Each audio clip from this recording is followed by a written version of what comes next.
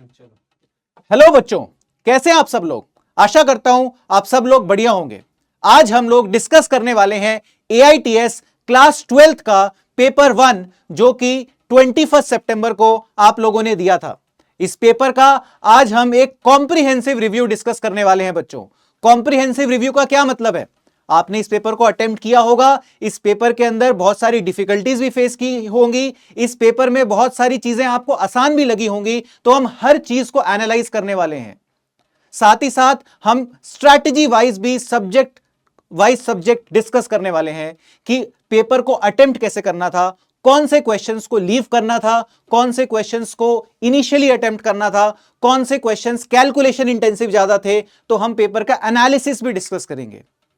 Other than that, we will be also discussing key takeaways. Key takeaways का बच्चों क्या मतलब है? की टेकअवेज का मतलब यह है कि इस पेपर से आप क्या लर्निंग्स लेकर के जा सकते हैं जिसको आप फर्दर अपकमिंग पेपर्स में इंप्लीमेंट कर सकते हैं, और आप कॉन्सेप्ट वाइज इन पेपर से क्या सीख सकते हैं which would help you to strengthen your concepts, और फर्दर आप आगे के पेपर्स में इनको इंप्लीमेंट कर पाएं। साथ ही साथ हम लोग कुछ इंपॉर्टेंट क्वेश्चंस के स्निपेट्स भी लगाने वाले हैं। उन क्वेश्चंस को हम सब्जेक्ट वाइज डिस्कस करने वाले हैं। वहां पर हम लोग ये एनालाइज करेंगे कि उन क्वेश्चंस के अंदर आप लोगों के लिए क्या सीखने के लिए था, क्या पॉइंट्स थे जहां पर आप गलती कर सकते थे, या क्या पॉइंट्स थे, कौन से ऐसे पॉइंट्स थे जिनको अगर आप अच्छे से करते तो आप डेफिनेटली उन क्वेश्चंस को इजीली नेल थ्रू कर जाते। तो now I am going to call upon my most fantastic team जिसने इस पेपर को बहुत अच्छे से क्यूरेट किया है, हर पहलू पर इस पेपर को शिद्दत से एनालाइज करके बनाया है। तो अब मैं बुलाना चाहूंगा हमारी टीम को। बच्चों, ये टीम जो है बहुत एक्सपर्ट फैकल्टीज की है। इन्होंने इस पेपर को बहुत अच्छे से क्यूरेट किया है। हमारे साथ हैं केमिस्ट्री के एक्सपर्ट सौरभ सर, मैथ्स के एक्सपर्ट सुरेंद्र यादव सर, और फिजिक्स के एक्सपर्ट आकाश सर। तो हम सबसे पहले शुरू करेंगे फिजिक्स का एनालिसिस बच्चों। तो आकाश सर, ओवर टू यू। अब आप बच्चों को फिजिक्स का एक कॉम्प्रिहेंसिव एनालिसिस दीजिए। उनको बताइए कि फिजिक्स के सेक्शन में किन चीजों पर ध्यान रखना था और फिजिक्स के सेक्शन से क्या लर्निंग्स बच्चे लेकर के जा सकते हैं। Over to you Akash sir. Thank you sir and welcome बच्चों। तो अभी हम देखो, पेपर तो आपने दे दिया, तो यहाँ पे आपने सॉल्यूशन यहाँ पे हम डिस्कस नहीं करने वाले। बेसिकली हम यहाँ पे स्ट्रेटजी डिस्कस करेंगे कि पेपर को अटेम्प्ट करना कैसे चाहिए था आपको। तो यहाँ पे आपको एक पाई चार्ट दिख रहा होगा। पाई चार्ट के अकॉर्डिंग इजी क्वेश्चन जो थे वो 8% के अराउंड, और मीडियम जो लेवल के क्वेश्चन थे वो 68% क्वेश्चन को मीडियम लेवल में रखा जा सकता है। फिजिक्स सेक्शन की बात कर रहा हूँ। तो इस पाई चार्ट में समझने वाली बात क्या है, हार्ड लेवल के क्वेश्चन अगर 24% थे तो आपको इन क्वेश्चंस को पहले फिल्टर करना था। अगर इन क्वेश्चंस को आप पहले ही समझ लेते कि यार ये क्वेश्चन मुझे बाद में अटेम्प्ट करना है, तो I should secure at least easy and medium level question. तो जिस बच्चे की तैयारी अच्छी खासी हो रखी थी वो 68 एंड 8%, दैट मीन्स अराउंड 76%। तो 76 to 80% वो इजीली स्कोर कर पाते, है ना। तो ये एक यहाँ पे स्ट्रेटेजी ये है कि जब आप पेपर को अटेम्प्ट करना शुरू करते हो तो ऐसा नहीं होता कि फर्स्ट क्वेश्चन से आखिरी क्वेश्चन की तरफ बस करते ही चले गए, हर एक क्वेश्चन को अटेम्प्ट करना। बीच में आपको ये हार्ड लेवल के जो क्वेश्चन है ना, ये फिल्टर आउट करने आने चाहिए। तो बेसिकली फंडा ये कि लो हैंगिंग फ्रूट्स कुछ मिस नहीं होने चाहिए। पेपर जब खत्म हो जाए तो ऐसा कोई क्वेश्चन नहीं छूटना चाहिए जिसपे आपको लगे कि यार वो क्वेश्चन अगर टाइम होता तो शायद मैं वो भी कर लेता। ऐसा कोई क्वेश्चन लास्ट में बचना नहीं चाहिए। और यहाँ पे आपको पेपर का जो हमारा एनालिसिस है टॉपिक वाइज ये दिखा रहा है कि दो ही चैप्टर थे मोटे मोटे दो, तो इलेक्ट्रिक फील्ड और अपना इलेक्ट्रोस्टैटिक पोटेंशियल एंड कैपेसिटेंस, ये दो चैप्टर थे। इन दो चैप्टर के ऑलमोस्ट सभी टॉपिक्स को कवर करने की कोशिश करी गई है। It was a part test, right.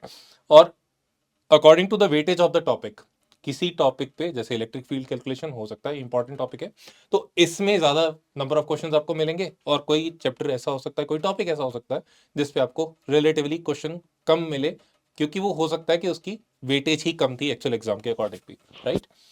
तो अभी चलते हैं अपन एनालिसिस की तरफ के अप्रोच क्या होती है जब हम क्वेश्चंस को डील करते हैं। तो कुछ क्वेश्चंस छोड़े जाते हैं, कुछ क्वेश्चंस किए जाते हैं, कुछ क्वेश्चंस को कैलकुलेशन लगती है कि हो सकता है इसमें कैलकुलेशन इन्वॉल्व हो, बट मे बी उसको दूसरे तरीके से भी सॉल्व किया जा सकता है।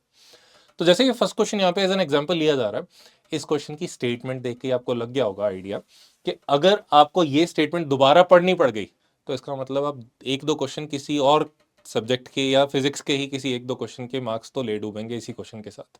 हो सकता है ये सही हो ना हो वो अलग पॉइंट है, बट इतना लेंथी क्वेश्चन देख के फर्स्ट अटेम्प्ट में आपको समझ में आ जाना चाहिए कि ये क्वेश्चन थोड़ी देर के बाद डील कर लिया जाएगा। पहले छोटी स्टेटमेंट वाले क्वेश्चन देख लेते हैं, कहीं इसी से घबराहट ना हो जाए हमें, राइट? तो sorry to interrupt you sir, इस तरह के क्वेश्चन को देख के मुझे अपने प्रेपरेशन के दिन याद आ गए। इतने बड़े क्वेश्चंस को देख करके कहीं ना कहीं मेरे मन में भी एक डर आ जाता था कि ये क्वेश्चंस को तो मैं अटेम्प्ट कर ही नहीं सकता, बट आपके साथ मैं शानदार फैकल्टीज को लेकर के आया हूं। अब सर बताएंगे इस तरह के क्वेश्चंस को कैसे करना है, किस तरीके से अप्रोच करना है, एंड डेफिनेटली काफी सारे बच्चों ने इसको पहले से सही किया भी होगा, बट जिन बच्चों ने इन क्वेश्चंस में स्ट्रगल किया है सर उसको सही तरीके से करने की अप्रोच बताने वाले हैं। तो over to you sir. Definite sir. तो इसमें पॉइंट ये है कि ऑलरेडी आप एग्जाम हॉल में हो, स्ट्रेस्ड हो, आपको क्वेश्चन हो सकता है कि इतना लेंदी क्वेश्चन आपका टाइम ही इतना ले जाए कि इसी टाइम की वजह से ही आप प्रेशर में आके कुछ गड़बड़ियां करना शुरू कर दो। तो ऐसे क्वेश्चंस को शुरू में अवॉइड करना है। और दूसरी बात रही इस क्वेश्चन की बात, ये क्वेश्चन वैसे इतना ईजी है, देखने में डिफिकल्ट लग रहा है। आप कूल काम माइंड में अगर टाइम रख के इसको सॉल्व करना शुरू करोगे, this is nothing but capacitor combination and series. तो एनीवे वो आपने सॉल्यूशन में देख भी लिया होगा। हम नेक्स्ट क्वेश्चन की तरफ मूव करते हैं। अब ये क्वेश्चन स्टेटमेंट भी छोटी है, क्वेश्चन भी मल्टीपल टाइम अटेम्प्ट कर चुके हैं ऐसे, बट इसमें ट्रिक क्या है, मतलब ट्रैप कह रहा था, ट्रैप क्या है। जनरली इस क्वेश्चन को जब आप अटेम्प्ट करते हो तो Q1 का देखा आपको कि लेफ्ट साइड पे फील्ड कैसा, राइट साइड पे फील्ड कैसा, और आपने Q1 के हिसाब से जज करना शुरू कर दिया ऑप्शंस को, और आपकी कोई ना कोई ऑप्शन मैच कर गई, पहली 3 ऑप्शन में से आपने कुछ टिक कर दिया। बट माइंड इट, जब तक आप पूरा सॉल्व नहीं कर लोगे इस क्वेश्चन को, तब तक आप आंसर तक नहीं पहुंचोगे, क्योंकि यहाँ पे एक फोर्थ ऑप्शन भी है। Above curve is not possible. Q1 के लिए तो पॉसिबल है, Q2 की कर्व पॉसिबल नहीं है। तो ये क्वेश्चन आपको वहां पे ट्रैप में फंसाएगा। आपको पूरा सॉल्व करना है तो ही आप किसी भी ऑप्शन को अटेम्प्ट करोगे। तो नेक्स्ट क्वेश्चन देखते हैं। अब ये क्वेश्चन L√2L आपको सेंटर C पे फील्ड पूछ लिया गया। देखने में लग रहा है कि यार इसमें थीटा वीटा कहीं पे बनाने पड़ेंगे, और फिर थीटा पे कैलकुलेशन शुरू होगी, ट्रिग्नोमेट्री इन्वॉल्व होगी और बहुत सारी कैलकुलेशन चलेगी इसमें। नहीं, कई बार ऑप्शंस देख के भी आंसर देने आने चाहिए। यहीं पे अगर एन डाइपोल्स को आप कंपोनेंट्स में डिवाइड कर लो along the diagonal perpendicular to the diagonal, then you will be able to see के सी पॉइंट पे जो नेट इलेक्ट्रिक फील्ड आएगा वो दो वेक्टर्स की वजह से बचेगा। Both would be pointing downward in third quadrant and fourth quadrant, और नेट फील्ड डाउनवर्ड ही बचेगा। तो सीधा सीधा आप ऑप्शन मार्क करके जा सकते हो, कोई इसमें कैलकुलेशन करने की जरूरत नहीं है। बट जो बच्चा कैलकुलेशन में लग गया उसके यहाँ पे टाइम लेके जाने की खूब टेंडेंसी है। और अगेन टाइम तो लिमिटेड है, तो किसी ना किसी और क्वेश्चन का आप बेसिकली टाइम खा रहे हो, और रैंक वैसे ही पीछे आता जाएगा जितना आप टाइम वेस्ट करोगे, क्योंकि कुछ तो गड़बड़ियां वो टाइम की जो कमी है वो भी करवाएगी। ठीक है, तो अल्टीमेटली स्ट्रेस मैनेज करना आना चाहिए। अब ये क्वेश्चन है थोड़ा हार्ड कैटेगरी में, इसको हमने रखा है। क्वेश्चन को देखते ही आपको समझ में आ जाना चाहिए whether it is with in your limit और नॉट।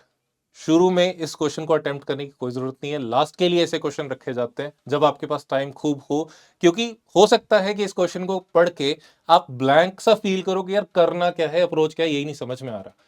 टाइम की कमी की वजह से ये चीजें होती हैं। तो जब आपके पास टाइम ठीक ठाक बच जाए, जब आपने क्वेश्चन ऐसे अटेम्प्ट कर लिए, तो ये जो आपको लगता था कि यार मीडियम या इजी लेवल के क्वेश्चन थे वो आपने अटेम्प्ट कर लिए सारे, जो स्कोर कर सकते थे कर लिया, अब टाइम भी बचा है, क्वेश्चन भी है कुछ हार्ड लेवल के, इनको तब देखा जा सकता है। कूल काम माइंड से सोचोगे तो again it is nothing, just equal opposite charges बनेंगे, और वो आपस में क्या फोर्स लगाते हैं उसका ही क्वेश्चन है ये। ऐसा कुछ तो क्वेश्चन तो नहीं था, बट अगेन पढ़ोगे तो हो सकता है फर्स्ट टाइम में आपको ऐसा फील हो, right? Again this is the question. इसमें कई बार ओवरवेल्म हो जाता है सर्किट्स का देख के, यार इतने कैपेसिटर इनको डील कैसे करना। पॉइंट ये है कि अगर थोड़ा सा, अगर आप वहां पे स्टेबल हो, अगर आपके पास टाइम की कमी नहीं है, अगर आपने प्रैक्टिस करी हुई है ऐसे क्वेश्चंस की पहले, पूरा का पूरा खेल प्रैक्टिस का और टाइम मैनेजमेंट का।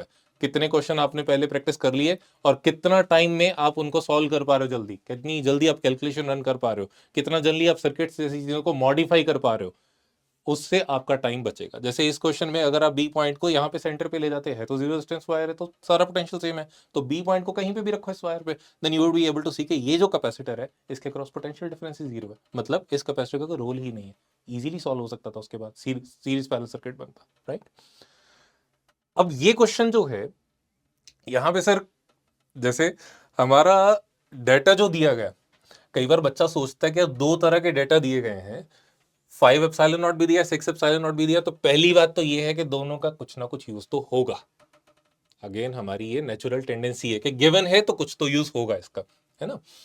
पर जब सॉल्व करने जाओगे आपको दिखेगा कि ये जो 6 एप्सिलॉन नॉट लिखा हुआ है ना, दिस इज इररेलेवेंट। तो रेलेवेंट क्या है? सिर्फ ये वाली वैल्यू। तो वहां पे आप ये पजल मत हो जाना कि ये क्यों दिया था अगर यही यूज करना। तो जिसने अच्छे खासे सॉल्व कर रखे ऐसे क्वेश्चन, अगेन वो बच्चे के लिए तो बहुत ही मतलब 10 सेकंड का खेल है ये क्वेश्चन। जब उसको ये समझ में आ जाएगा कि यही डेटा है जो मुझे चाहिए और इसी से आंसर आ जाएगा, इस पे तो ध्यान देने की जरूरत भी नहीं है, पजल मत होना ऐसे क्वेश्चंस में। तो ये स्ट्रेटेजी है, मतलब आप क्वेश्चंस कितने प्रैक्टिस करते हो, कितना इस पे टाइम डिवोट करते हो, उसके हिसाब से ही आप एग्जाम में आके अपनी स्ट्रेटजी इंप्लीमेंट कर पाओगे। टाइम बचाओ, क्वेश्चंस की कैलकुलेशंस फास्ट प्रैक्टिस पे है आपकी, जितना टाइम ज्यादा बचेगा उतने ही आप हार्ड नट्स को ज्यादा इजीली क्रैक कर पाओगे। सर ने बहुत अच्छे तरीके से बताया कि इस तरह के क्वेश्चंस में कभी कभार ऐसा डेटा भी दिया होता है जो क्वेश्चन में आपको कंफ्यूज करने के लिए दिया जाता है, मतलब उसका क्वेश्चन में कोई डायरेक्ट यूज नहीं है। तो कभी भी क्वेश्चन को आप पढ़ें, उसको अच्छे से कॉम्प्रिहेंड करने की कोशिश करें, और कॉम्प्रिहेंशन हमारा प्रैक्टिस से ही इंप्रूव होगा। जितना आप इस तरह के क्वेश्चंस को करेंगे जहां पे कंफ्यूजिंग डेटा दिया है, ट्रिकी डेटा दिया है, आप इस तरह के क्वेश्चंस को और बेटर डील कर पाएंगे। तो आप देख सकते हैं कि हमारी फैकल्टी ने कितना डीप एनालिसिस करके हर तरह के क्वेश्चंस को डाला। उन्होंने शुरू में ऐसे क्वेश्चन को दिखाया जो क्वेश्चन थोड़ा सा लेंदी था बट सॉल्वेबल था। फिर उन्होंने कुछ ऐसे क्वेश्चन को दिखाया जहां पर ऑप्शन एलिमिनेशन से क्वेश्चन हो सकता था, जहां पर हम डायरेक्टली क्वेश्चन को कर सकते थे। फिर उन्होंने एक ट्रिकी क्वेश्चन को भी दिखाया। उन्होंने एक ऐसे क्वेश्चन को भी दिखाया जहां सर्किट्स का इन्वॉल्वमेंट था। तो आपको ये भी, जिन भी बच्चों का वो क्वेश्चन गलत हुआ होगा, कहीं ना कहीं उनको ये भी एक अंदाजा लग गया होगा कि हमें सर्किट्स के क्वेश्चन को और प्रैक्टिस करने की जरूरत है, और उसको करने का सही तरीका भी सर ने बताया।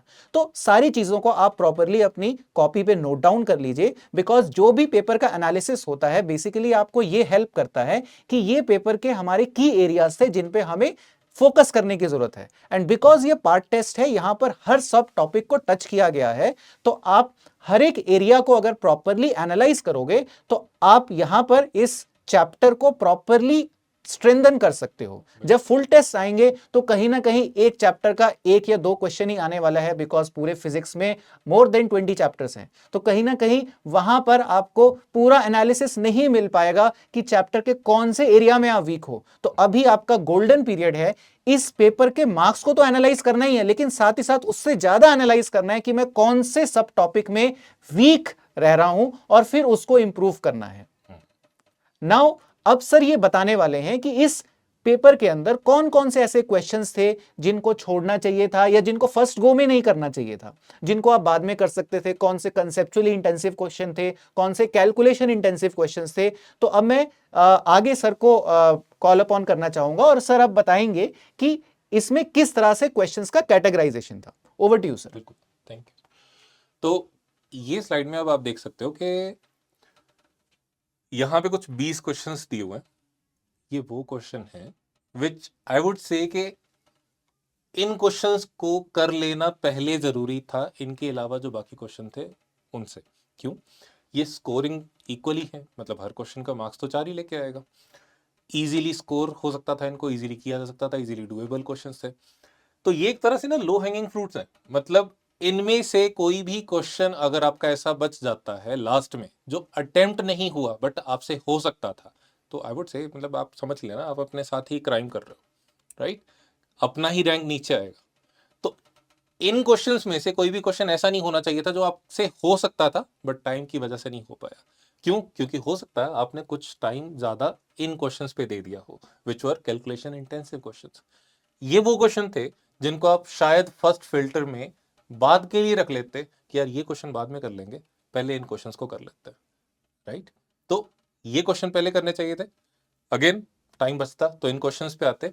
Then we had few theoretical questions too, मतलब ये वो क्वेश्चन थे जिन पे बिना कैलकुलेशन के आंसर आ सकता था, ज्यादा कोई कैलकुलेशन थी नहीं इन क्वेश्चंस में, तो इनको तो मतलब ऐसे क्वेश्चन है ये तो होने ही चाहिए थे, किसी भी कारण से ये स्किप नहीं होने चाहिए थे अगर आते थे तो।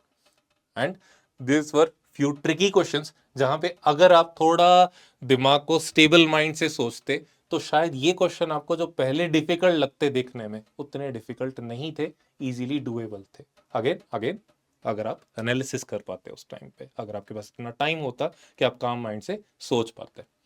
तो इस पेपर में आई वुड से कि फिजिक्स सेक्शन की अगर बात करूं, if you are scoring 80 and above, तो आपका स्कोर एक अच्छा स्कोर है, आप अच्छी डायरेक्शन में जा रहे हो। अपनी तैयारी को ऐसे ही कंटिन्यू रखो, ट्राई करो इन मार्क्स को और इम्प्रूव किया जाए, रैंक्स को और इम्प्रूव किया जाए इन मार्क्स के थ्रू। और अगर आपके मिनिमम स्कोर की बात करूं तो 25 तो ऐसा स्कोर है जो मतलब आ जाने चाहिए जितने आपके मार्क्स इसमें। इस मार्क्स को तो सभी को टारगेट करना चाहिए, इससे ऊपर है तो अच्छी बात है, कंटिन्यू रहो। और 25 से 80 के बीच में जो स्टूडेंट्स है, आई वुड से बच्चों मेहनत करनी पड़ेगी, नो डाउट करेंगे, और इस मार्क्स को 80 के बैरियर को हम सब क्रॉस कर सकते हैं जो भी यहाँ पे लाई कर रहे हैं अभी। ठीक है, तो ये मिनिमम मार्क्स का हमारा था और ये स्कोर है जो हमें टारगेट करना है, इससे ऊपर के स्कोर्स को टारगेट करना। ठीक है, तो that is all for physics section. तो Vishal sir please. Thank you sir for your in depth analysis. और अब हम आगे डिस्कस करने वाले हैं केमिस्ट्री सेक्शन को। केमिस्ट्री सेक्शन जैसा कि बच्चों आपको पता है कि काफ़ी हद तक स्कोरिंग सेक्शन होता है, बट ये जो हमारा पहला AITS था, इसमें केमिस्ट्री के जो चैप्टर्स आ रहे थे वो सारे फिजिकल केमिस्ट्री के थे, तो थोड़ा सा हो सकता है आपको कैलकुलेशन इंटेंसिव लगा होगा। हालांकि हमने कैलकुलेशंस थोड़ी आसान रखने की कोशिश की है, बट स्टिल ये पेपर जो है आपको थोड़ा एक्चुअल फुल टेस्ट पेपर से थोड़ा सा लेंदी लगा होगा, बिकॉज ऑर्गेनिक इनऑर्गेनिक का इसमें सेक्शन नहीं था। तो अब मैं बुलाना चाहूंगा हमारे केमिस्ट्री के एक्सपर्ट सौरभ सर को, जिन्होंने इस पेपर को हर लेवल पे एनालाइज किया है और इस पेपर को फ्रेम किया है। सो सौरभ सर अब बताएंगे कि इस पेपर के अंदर किस तरह की कैटेगरी में क्वेश्चंस थे एंड पेपर का ओवरऑल डिफिकल्टी लेवल कैसा था, पेपर को कैसे टैकल करना था। जो सारी एनालिसिस आपने फिजिक्स में डिस्कस की है वो सारी एनालिसिस अब सौरभ सर डिस्कस करने वाले हैं regarding chemistry. So over to you Saurabh sir. Thank you sir and welcome बच्चों। तो जैसे कि आकाश सर ने भी बताया कि पेपर को अटैम्प्ट करने के लिए फर्स्ट अप्रोच जो आपकी होनी चाहिए दैट इज़ फिल्ट्रेशन। फिल्ट्रेशन से क्या मतलब है कि आपको पेपर से पहले वो क्वेश्चन आइडेंटिफाई कर लेने हैं जो आपको लगता है कि आप कम समय में कर सकते हो और उनमें ज़्यादा भी कॉन्सेप्ट भी नहीं लग रहे हैं, मतलब ईजिली वो डुएबल हैं। जैसे कि आप पेपर में देखोगे कि हमने कोशिश की है कि मैक्सिमम नंबर ऑफ क्वेश्चन जो हमारे हों वो मीडियम साइड के हों, यानी मीडियम लेवल के हों। तो अगर आप देखोगे तो हमने जो है 76% लगभग जो है मीडियम क्वेश्चन पूछे हैं और अराउंड 4 से 5% हमारे जो हैं इजी लेवल के क्वेश्चन हैं। तो अगर आप डिफ़िकल्ट वाले क्वेश्चन को भी छोड़ दो तो अराउंड 80% जो है क्वेश्चन वो डूएबल हैं ईजिली। तो आपको फर्स्ट क्या करना है, firstly you have to filter all these question कि आप इनको कम समय में और जो है कम एफर्ट्स लगा के कर सको। तो ऐसे ही हम कुछ क्वेश्चन के स्निप्स आप लोगों के लिए लेके आए हैं, जिनमें से कुछ ट्रिकी क्वेश्चन हैं, कुछ इजी क्वेश्चन भी हैं और कुछ डिफ़िकल्ट क्वेश्चन भी हैं। अगर हमारी एनालिसिस आपकी एनालिसिस से मैच करती है तो आप देखेंगे जो हम क्वेश्चन हमने यूज़ किए हैं आपको भी शायद वही क्वेश्चन उसी लेवल के लगे होंगे, इजी, मीडियम या फिर डिफ़िकल्ट। अगर मैं इसमें मैं एक चीज़ ऐड करना चाहूँगा, जैसा कि सर ने बताया कि मीडियम लेवल के क्वेश्चंस हमने ज़्यादा रखे हैं, तो उसका पर्पज़ ये भी था बिकॉज पहला पेपर फिजिकल केमिस्ट्री का था, थोड़ा कैलकुलेशन इंटेंसिव कुछ बच्चों को लगा होगा, इसीलिए क्वेश्चंस हो सकता है जो बच्चे कैलकुलेशन से बहुत ज़्यादा फेमिलियर हैं, जिनके लिए कैलकुलेशंस करना बहुत डिफिकल्ट नहीं है, उनको वो थोड़ा ईजी लगा हो। बट कुछ बच्चों को हो सकता है कि यही सेक्शन थोड़ा डिफिकल्ट लगा हो, इसीलिए उन क्वेश्चंस को थोड़ा कैटेगराइज कर पाना डिफिकल्ट है। और जो हमने रिजल्ट्स की एनालिसिस से देखा है, कहीं ना कहीं हमने पाया कि मीडियम जो सेक्शन था वो ज्यादा था because of the calculation part, not because of the toughness level of the question, right. और साथ ही साथ आप यहां देख सकते हैं कि हमने टॉपिक वाइज यहां पर कैटेगराइजेशन भी आपको दी है। एंड ये जो कैटेगराइजेशन बनाई गई है ना बच्चों, ये पिछले 5 साल की एनालिसिस को ध्यान में रख के बनाई गई है कि जेईई मेन में कौन से सेक्शंस हैं जो ज्यादा पूछे जाते हैं। जैसा कि आपको पता है इस पेपर में सॉल्यूशंस, इलेक्ट्रो और काइनेटिक्स के क्वेश्चन पूछे गए थे, तो सॉल्यूशंस के अंदर किस पोर्शन से ज्यादा क्वेश्चन आते हैं, कॉलिगेटिव प्रॉपर्टीज से क्वेश्चन आते हैं, राउल्ट्स लॉ से क्वेश्चन आते हैं, तो उसके सेक्शन को ज्यादा पूछा गया था। फिर सिमिलरली इलेक्ट्रोकेमिकल सेल के क्वेश्चन ज्यादा आते हैं इलेक्ट्रोकेमिस्ट्री में, इलेक्ट्रोलिसिस के क्वेश्चन आते हैं, लेकिन इलेक्ट्रोकेमिकल सेल के इसमें क्वेश्चन थोड़े ज्यादा डाले गए हैं for the unpredictability part also, because आपको पता है एनटीए अनप्रिडिक्टेबल भी रहता है। एंड साथ ही साथ केमिकल काइनेटिक्स में भी रेट लॉ के क्वेश्चंस डाले गए हैं। तो अब मैं आगे सर को हैंड ओवर करना चाहूंगा, सर बताएंगे कुछ इंपॉर्टेंट क्वेश्चन के स्निपेट्स, जहां पर वो बताएंगे उन क्वेश्चंस में किस चीज को हम लोग टेस्ट करना चाह रहे थे। आप उन क्वेश्चन से क्या लर्निंग लेकर के जा सकते हैं और आपको कैसे अटेम्प्ट करना था। So over to you Saurabh sir. Okay sir, thank you sir. तो अगर हम फर्स्ट क्वेश्चन की बात करें तो क्वेश्चन को पढ़ने से आपको लग रहा होगा कि ये क्वेश्चन जो है डुएबल है, इजी क्वेश्चन है, लेकिन क्वेश्चन को देखने से लगता है कि इसमें थोड़ा सा कैलकुलेशन पार्ट भी इन्वॉल्व है।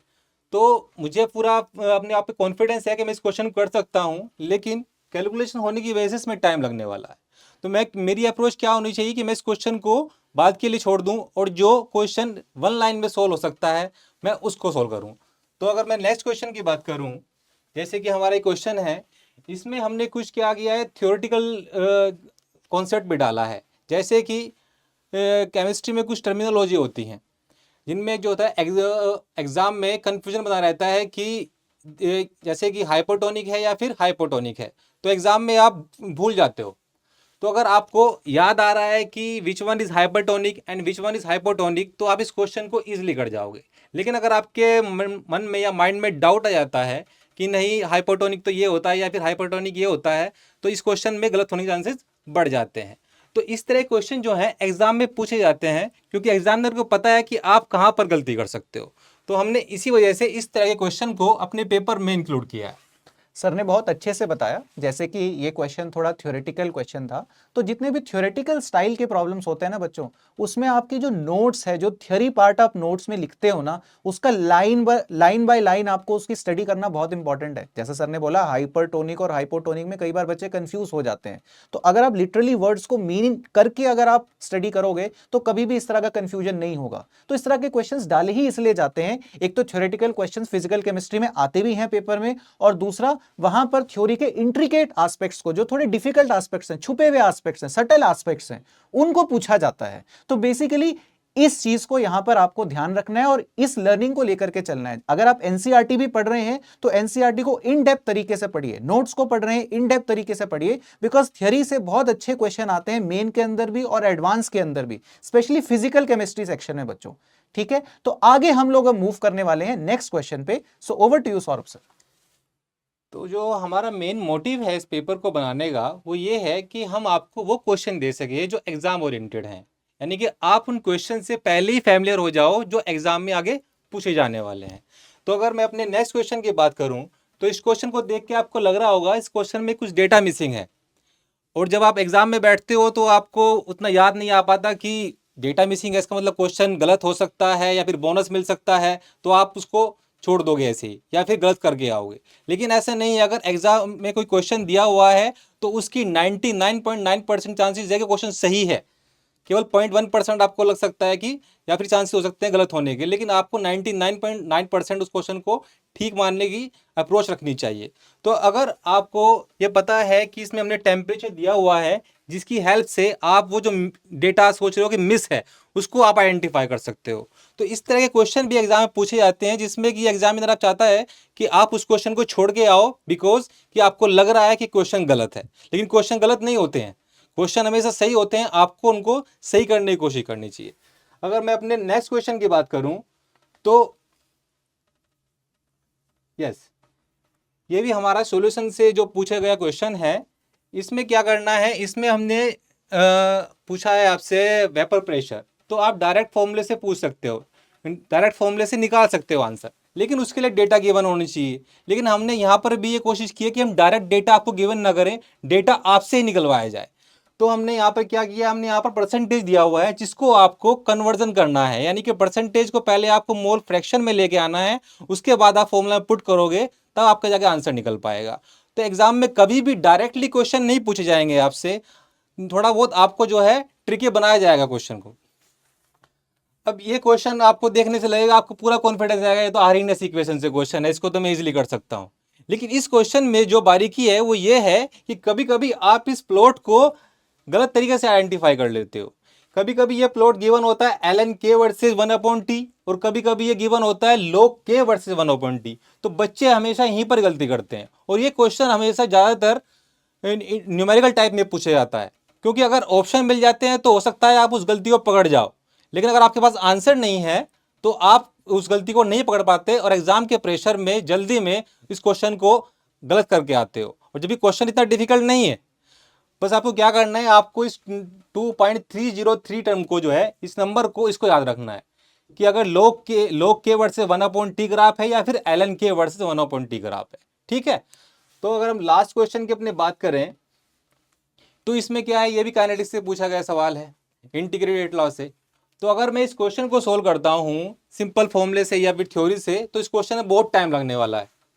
अगर हम उस अप्रोच से करेंगे तो या तो इस क्वेश्चन को हम छोड़ के आएंगे या फिर ये क्वेश्चन हमारे 3 से 4 क्वेश्चन का टाइम ले जाने वाला है। लेकिन अगर मैं इसको दूसरे मेथड से करूँ, थोड़ी इसमें रीजनिंग का यूज़ करूँ, तो मैं इस क्वेश्चन को विद इन मिनट कर सकता हूँ। तो जरूरी नहीं है कि हमें जो हमने पढ़ा है हम उसी वे से इस क्वेश्चन को सोल्व करने की कोशिश करें। एक क्वेश्चन को सोल्व करने के और भी तरीके हो सकते हैं एग्जाम में। एग्जामिनर का मोटिव यही रहता है कि वो आपसे गलती कराए या फिर आपको कोई ऐसा क्वेश्चन दे जिसमें आप अपना सारा टाइम दे जाओ। तो आपको क्या करना है, आपको किसी भी क्वेश्चन में ज़्यादा टाइम नहीं देना है और सबसे पहले वही जो आकाश सर ने बताया कि क्वेश्चनों को फिल्टर कर लेना है। तो जितना जल्दी आप ये काम कर लोगे, क्वेश्चन पेपर को अटेम्प्ट करना आपके लिए उतना ही ईजी हो सकता है। अगर मैं बात करूं कि जैसे कि हमने फिल्टर करने के लिए स्टार्टिंग में आपको बताया था, तो these are the numbers you need to solve first. तो ये जो क्वेश्चन है जो आपको स्टार्टिंग में करने थे, अगर आपने इन क्वेश्चन को छोड़ के डिफिकल्ट साइड वाले क्वेश्चन आपने पकड़ लिए होते स्टार्टिंग में, तो इसका मतलब आप इनमें से कोई क्वेश्चन छोड़ने वाले हो और ये वो क्वेश्चन है जो आपको गलत नहीं करने थे बिल्कुल भी। ठीक है, इनमें से कुछ क्वेश्चन ट्रिकी भी है।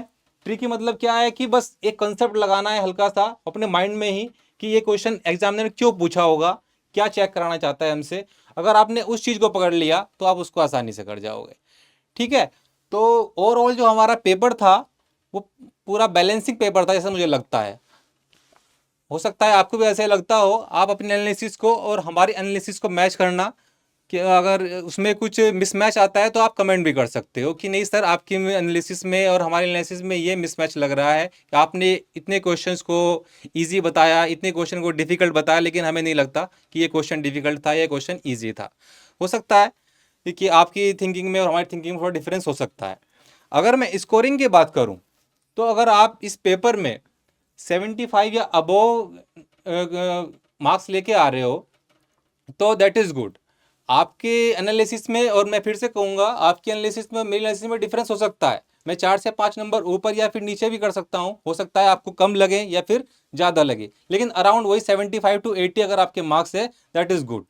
और अगर मैं मिनिमम की बात करूँ, पेपर की बैलेंसिंग को मेंटेन रखने के लिए हमने इसमें इजी क्वेश्चन भी डाले हुए हैं जो कि आप 1 लाइन में सोल्व कर सकते हो। ज़्यादा आपको उसके अंदर एफर्ट्स लगाने की ज़रूरत नहीं है।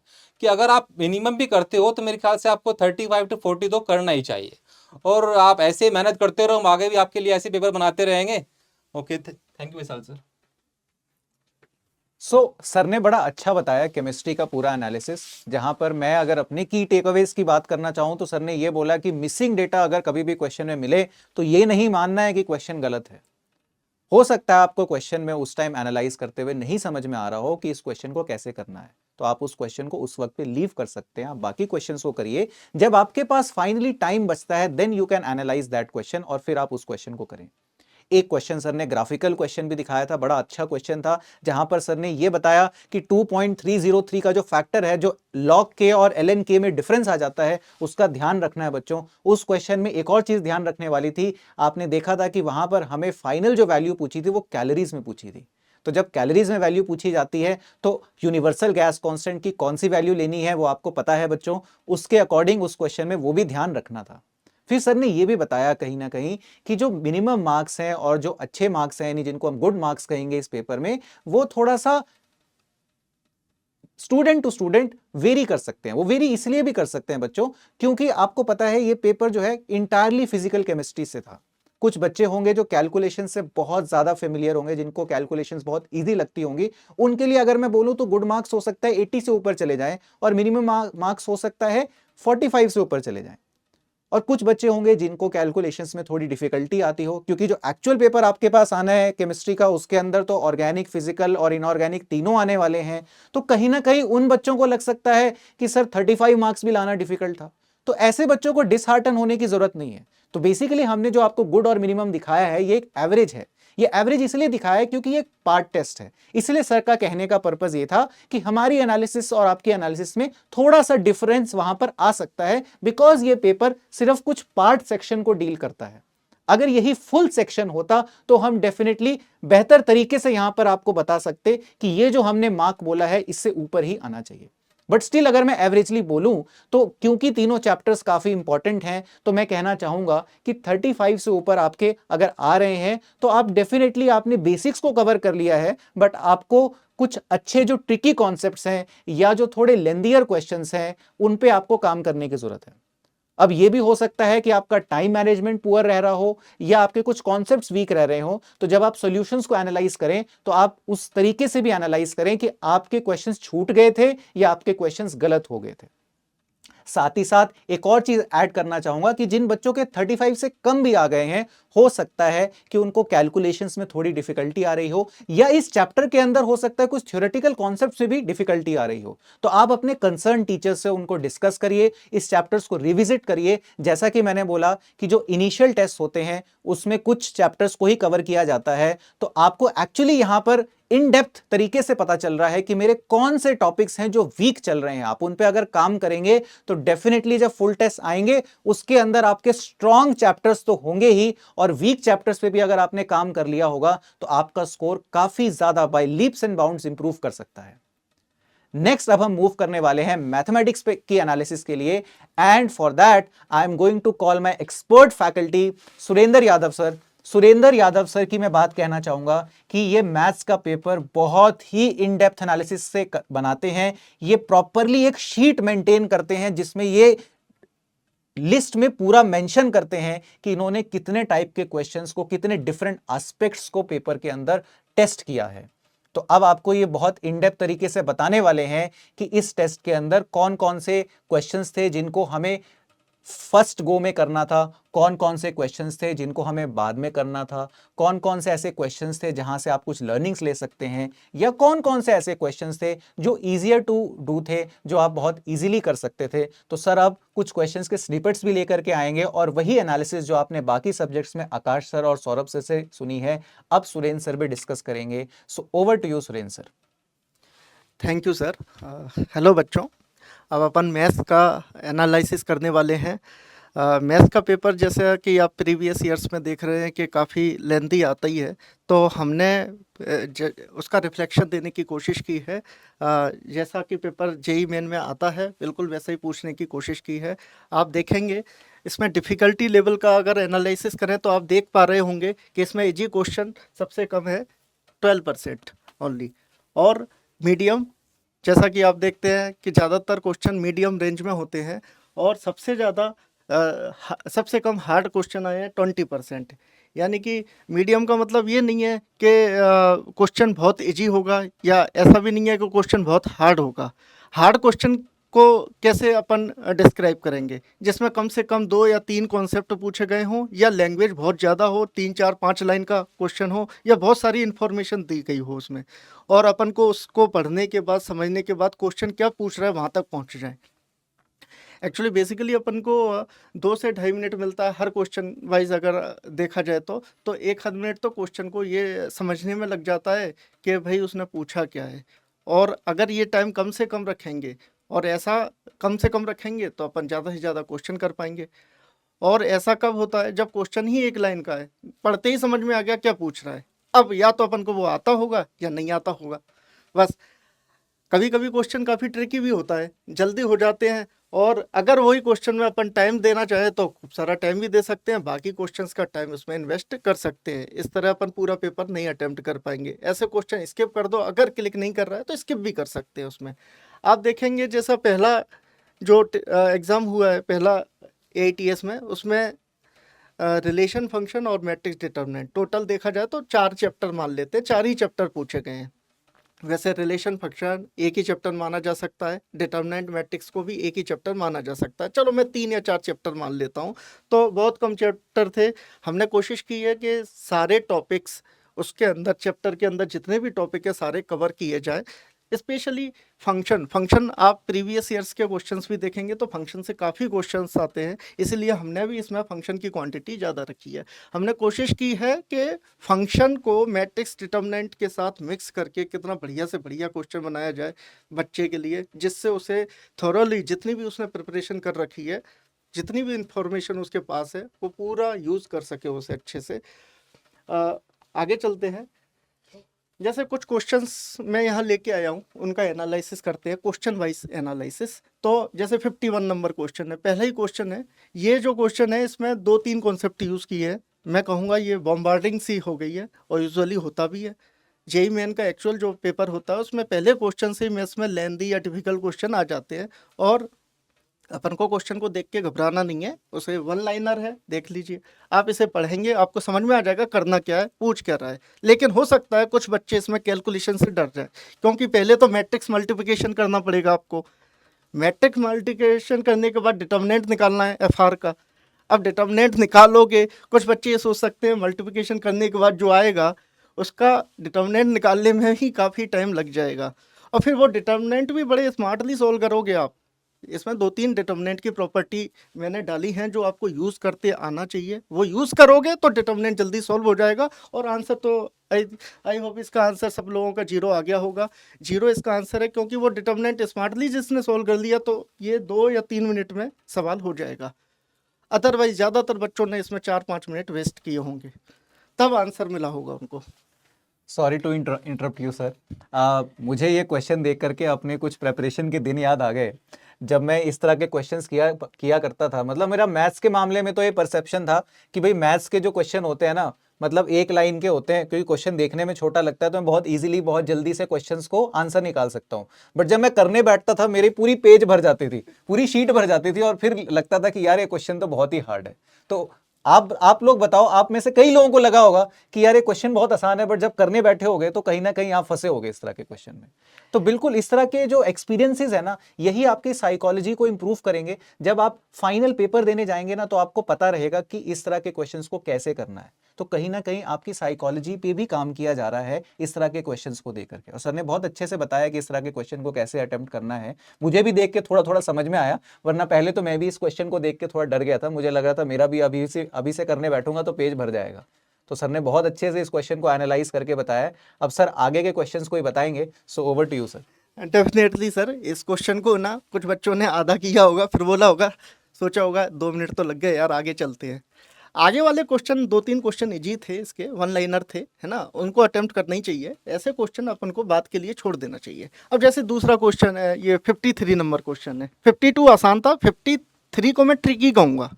ये गलती कराने के लिए था बच्चों से, क्योंकि बच्चों को आदत पड़ी हुई है कि भाई इसका पीरियड निकालो, इसका पीरियड निकालो, एलसीएम ले लो, आपका आंसर आ जाएगा 4th। ये गलती कराने की कोशिश की गई है इसमें, जबकि इस फंक्शन को पहले आपको मॉडिफाई करके थोड़ा इजी फॉर्म में लाना पड़ेगा। उसके बाद आप इसका पीरियड निकालेंगे तो आपको 1, 2, 3 में से एक मिल जाएगा, जो कि सेकंड इसका आंसर है। आगे चलते हैं। अच्छा, ये क्वेश्चन थ्योरेटिकल है, ये प्रॉपर्टी से है। एडजॉइंट का डिटर्मिनेंट आप निकालेंगे, उसकी वैल्यू होती है ओरिजिनल डिटर्मिनेंट की पावर n-1। अगर ये प्रॉपर्टी बच्चों को याद है तो ये एक मिनट का भी सवाल नहीं है, मतलब 10-15 सेकंड का हार्डली ये सवाल है, क्योंकि ये आपको दिखाई दे रहा है, ये आपका इसका एडजॉइंट निकाला गया है और इसका डिटर्मिनेंट का वैल्यू डेल्टा 1 की पावर जो भी है, ठीक है। अगर ये प्रॉपर्टी याद है आपको तो ये जल्दी हो जाएगा। याद नहीं है तो फिर ये क्वेश्चन फिर करते रहो, 5 मिनट 10 मिनट में भी नहीं होगा। आगे चलते हैं। अच्छा, one of the toughest question, ये जो क्वेश्चन है बहुत टफ है। इसके लिए आपको 5 मिनट चाहिए, क्योंकि इसमें केसेस बनेंगे, बच्चों ने इसे किया भी होगा, इसमें काफ़ी केसेस बनेंगे, और एक भी केस अगर बीच में मिस हो गया ना तो आपका आंसर नहीं निकलना इसका। निकल तो जाएगा आंसर, इंटीजर टाइप है, आंसर तो निकल जाएगा, नंबर ऑफ वेज है, तो आप उसमें जो आंसर निकालेंगे वो गलत आ जाएगा। कई बच्चों का आया भी होगा इसमें गलत, बहुत कम बच्चों ने इसे सही कर पाया होगा। ऐसे क्वेश्चन जेईई मेन में आते हैं, एडवांस में भी आते हैं ऐसे क्वेश्चंस। अगला, हाँ, ये क्वेश्चन थोड़ा ट्रिकी था, फिर से ये क्वेश्चन ट्रिकी आ गया है। बच्चों ने इसे जब देखा होगा ना, इतना बड़ा डिटर्मिनेंट, अब इसे सॉल्व करेंगे, चलो करते हैं। किया होगा तो पहले ही स्टेप में पता लग गया होगा कि भाई ये सवाल तो बहुत लंबा जाने वाला है, डिटर्मिनेंट का ही वैल्यू बहुत लंबा जाएगा, फिर उसके बाद उस f(0) निकालेंगे। ऐसा नहीं करना है, इसके लिए इस टाइप के क्वेश्चन की प्रैक्टिस काफ़ी अच्छी होनी चाहिए। अगर आपकी प्रैक्टिस होगी तो आप बहुत तेज़ी से ये सवाल कर देंगे, क्योंकि आप इसमें डिफरेंशिएशन करना था फंक्शन का। इस फंक्शन का डिफरेंशिएशन करेंगे। डिटर्मिनेंट का जो डिफरेंशिएशन होता है आपको पता है, 3 डिफरेंट आते हैं, अलग अलग रो का करना पड़ता है, प्लस हो जाता है। उसके बाद आप निकालेंगे तो आंसर बहुत तेज़ी से आ जाएगा आपको। तो आपका प्रैक्टिस होना चाहिए इस टाइप के क्वेश्चंस के लिए। अच्छा, अब अपन ये देख लेते हैं कि भाई किस टाइप के क्वेश्चन सबसे पहले अटेम्प्ट करने थे। क्योंकि मैंने बताया शुरुआत में मॉडरेट क्वेश्चन ज़्यादा थे, इसमें इजी क्वेश्चन कम थे और डिफ़िकल्ट भी कम ही थे।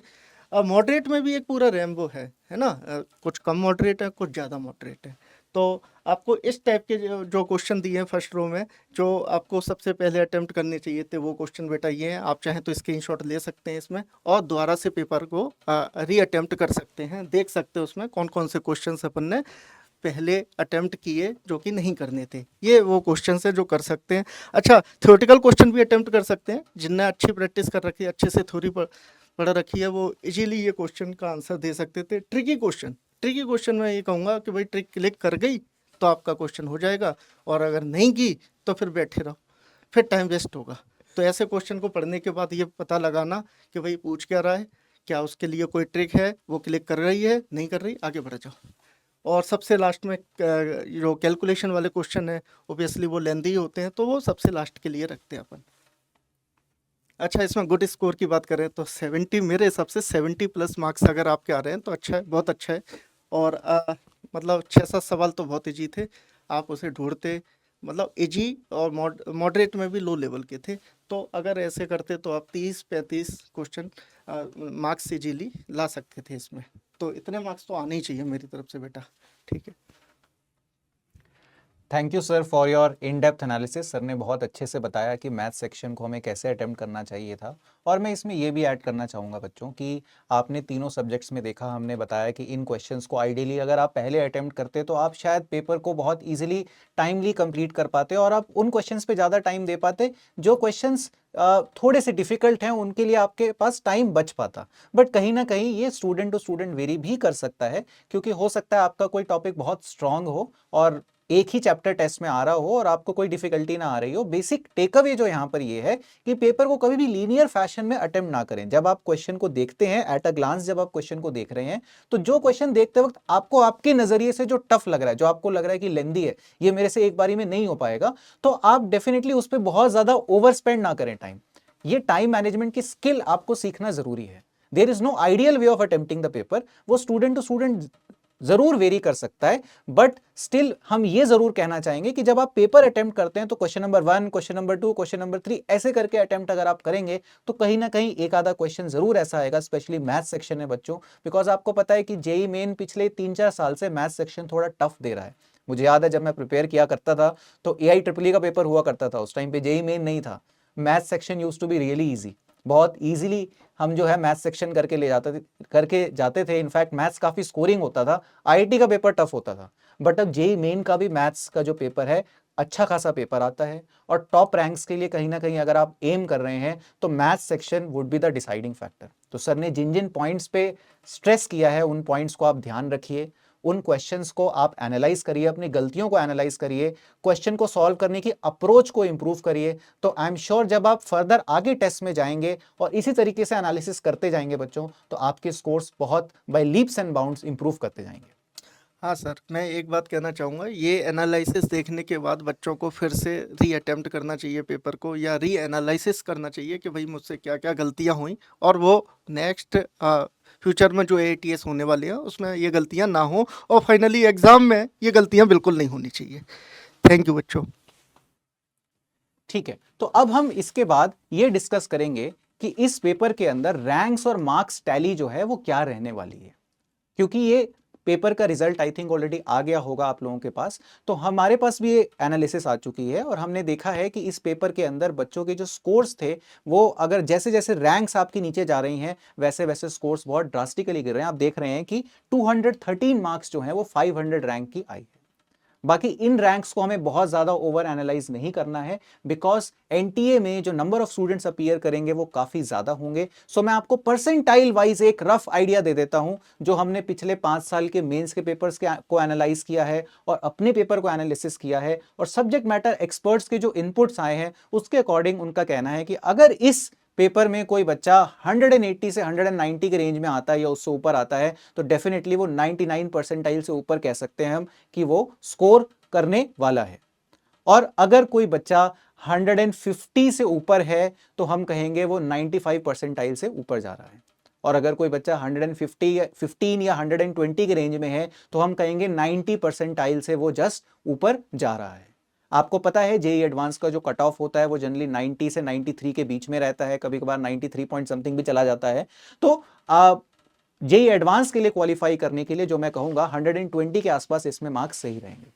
बाकी आपको मार्क्स को बहुत ज्यादा ओवर एनालाइज नहीं करना है इस पेपर में, बिकॉज जैसा कि मैं शुरू से स्ट्रेस अपॉन कर रहा हूं कि ये एक पार्ट टेस्ट है। हो सकता है आपका कोई सब टॉपिक वीक चल रहा हो, तो डिसहार्टन भी नहीं होना अगर स्कोर बहुत कम आया है, और स्कोर अगर बहुत अच्छा आया है 250 अबव आया है तो भी उसको ओवर एनालाइज नहीं करना है, उससे बहुत ज्यादा भी खुश नहीं होना है, बिकॉज आपको पता है कि वो टॉपिक हो सकता है आपका बहुत स्ट्रांग हो।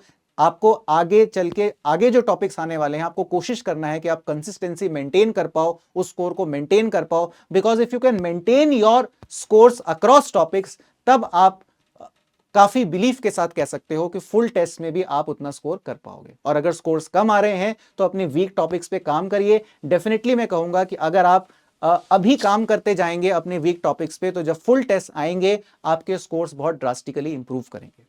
तो मार्क्स को हमें देखना तो है एक आइडिया लेने के लिए, बट इसे बहुत ज्यादा ओवर एनालाइज नहीं करना है। ये मैं बार बार स्ट्रेस अपॉन करूंगा। मार्क्स बहुत ज्यादा आए हैं तो भी बहुत ज्यादा ओवर कॉन्फिडेंट नहीं होना है, मार्क्स बहुत कम आए हैं तो बहुत ज्यादा डिसहार्टन भी नहीं होना है।